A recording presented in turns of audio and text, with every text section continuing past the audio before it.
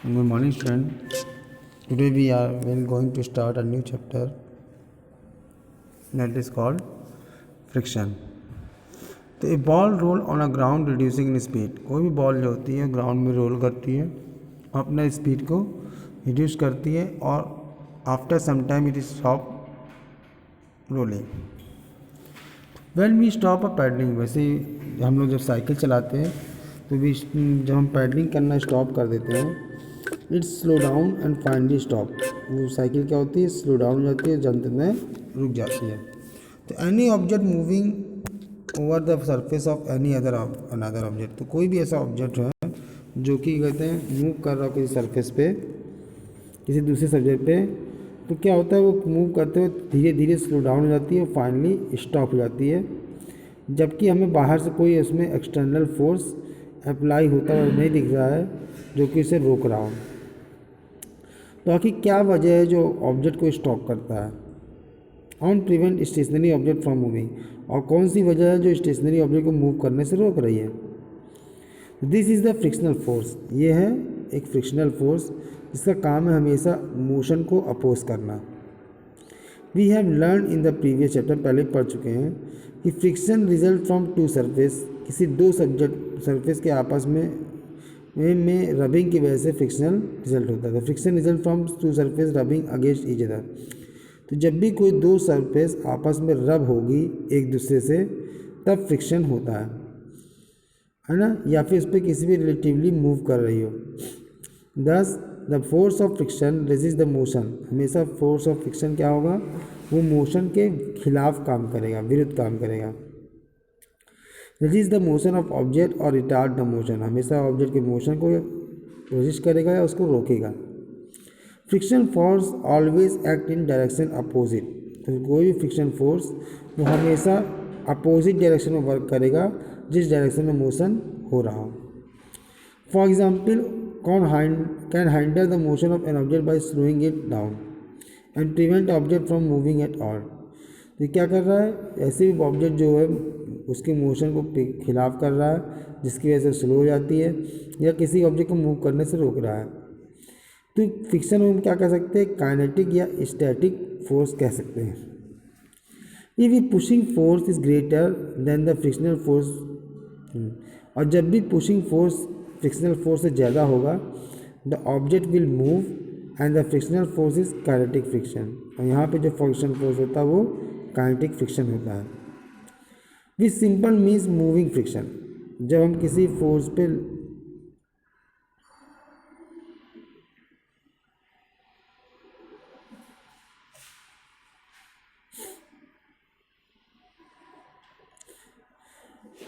तो जब किसी ऑब्जेक्ट पे फोर्स लगा हो, ठीक है, और वो पहले तो मूव नहीं करेगा, और जब उसे बहुत तेज़ी से फोर्स लगाते तो एकदम से मूव कर जाता है. क्यों, क्योंकि पुशिंग फोर्स उससे ज़्यादा हो जाता है. तो इस टाइप के फोर्स को हम लोग मूविंग फोर्स, फ्रिक्शनल फोर्स या काइनेटिक फ्रिक्शन कहते हैं. इसका मतलब है moving friction. If we pushing force is less than resistive, अगर पुशिंग फोर्स हमारा कम हो जाए उस रेजिस्टेंस फोर्स से, तो क्या होगा, the object will not move and remain static. तो ऐसी ऑब्जेक्ट मूव नहीं करती, वो एक जगह स्टैटिक बनी रहती है. This is due to the static force frictional force. तो ये किसकी वजह से, जो स्टैटिक फ्रिक्शनल फोर्स वहाँ पर मौजूद है, which prevent the body from moving. और ये क्या करता है, बॉडी को मूव करने से प्रिवेंट करता है. तो once the body start moving, अगर एक बार कोई बॉडी स्टार्ट कर दे मूविंग, काइनेटिक फ्रिक्शन डिक्रीज कर रहा है and the speed of body is going increase. तो जब एक बार बॉडी मूव कर जाता है तो जो काइनेटिक फ्रिक्शन है जो उसको स्टैटिक बॉडी को स्टैटिक बनाए रखता है वो डिक्रीज हो जाता है और बॉडी स्पीड से मूव कर जाती है. और फिर फाइनली स्टैटिक फ्रिक्शन प्रिवेंट करता है body from moving.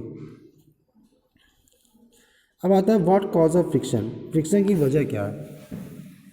If you have see any surface through a magnifying glass, अगर आप कोई भी सरफेस को मैग्नीफाइंग ग्लास से देखना शुरू करेंगे, you will be able to see many rigid and groove. तो आपको बहुत सारे वहाँ पे रिज्ड और ग्रूव दिखने शुरू होंगे, यानी अप्स एंड डाउन होंगे. यानी कोई भी सरफेस आपको स्मूथ न दिख के एक जिगजैग ग्रूव में दिखाई देगा. Even a smooth surface at microscopic level show this structure. और यहाँ तक कि कोई अगर बहुत ही स्मूथ सरफेस भी हो तो भी अगर बहुत छोटे पैमाने पर माइक्रोस्कोपिक लेवल पे देखेंगे तो वो भी क्या कहते हैं हमें इसी प्रकार के स्ट्रक्चर से दिखाई देता है। तो friction occur because friction tends to look one another as move past each other. तो फ्रिक्शन इसीलिए होता है इस सरफेस में क्योंकि ये हमेशा लॉक हो जाते हैं एक दूसरे के ऊपर, जो एक दूसरे के ऊपर से पास हो रहा है। तो रिजिड ऑफ वन सरफेस, जो एक सरफेस का रिजिड है वो बिल्कुल ग्रिप कर जाता है दूसरे, लॉक कर जाता है दूसरे सरफेस के रिजिडनेस से। देखिए देखते हैं अब स्ट्रक्चर में इस प्रकार, ये कोई भी सरफेस एक दूसरे के ऊपर सरफेस से लॉक हो जाता है।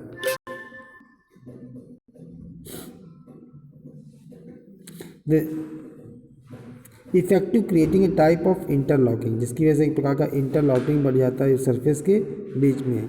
सो one has to apply a force, इसीलिए हमें एक फोर्स लगानी पड़ती है ताकि इस इंटरलॉकिंग को ओवरकम कर सकें और हमारे ऑब्जेक्ट मूव कर सकें।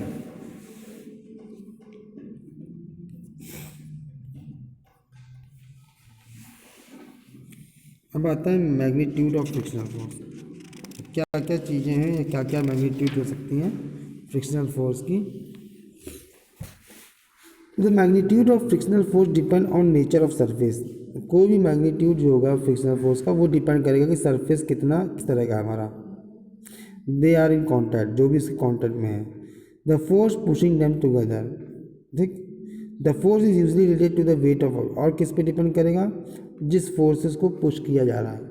दो चीज़ पे डिपेंड करता है, एक तो पहले जो दो ऑब्जेक्ट के बीच का जो सरफेस है कॉन्टैक्ट वाला वो किस तरह का है, और दूसरा किस फोर्स से उसको पुश किया गया है या किस फोर्स से आप एक दूसरे को फिर मूव कर रहा है।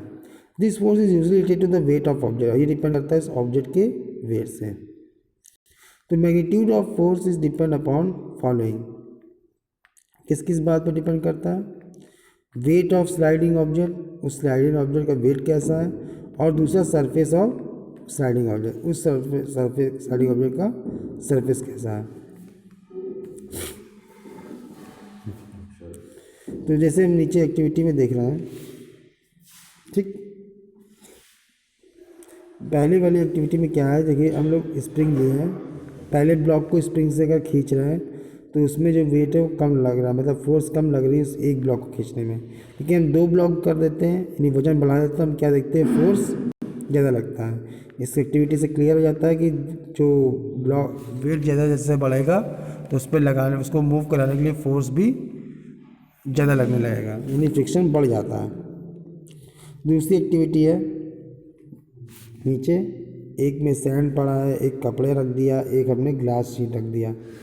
जब हम बॉल को रोल करते हैं उसके ऊपर से तो कौन सी बॉल ज़्यादा दूर तक जाती है, तो ये किस पे डिपेंड कर रहा है, जो सरफेस जितना स्मूथ होगा वो उतनी दूर तक बॉल रोल करेगी। दिस क्लियर दैट, इससे क्या क्लियर होता है कि दो चीज़ पे डिपेंड हो रहा है किसी भी चीज़ का फ्रिक्शन।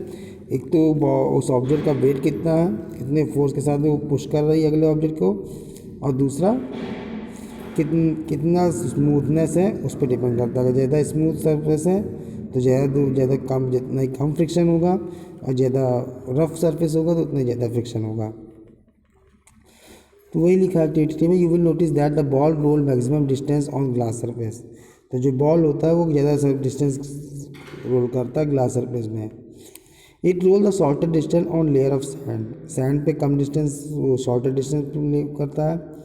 तो why is the distance covered by ball different on different surface, तो जो डिस्टेंस कवर कर रहा है बॉल अलग सरफेस में अलग क्यों है, क्योंकि ग्लास सरफेस स्मूथ होता है, लीस्ट फ्रिक्शन रख रहा है और वहाँ पे बॉल फास्ट मूव कर रहा है, जबकि सैंड का रफ है और वो मोर फ्रिक्शन क्रिएट कर रहा है, इसलिए बॉल बहुत कम मूव कर रही है।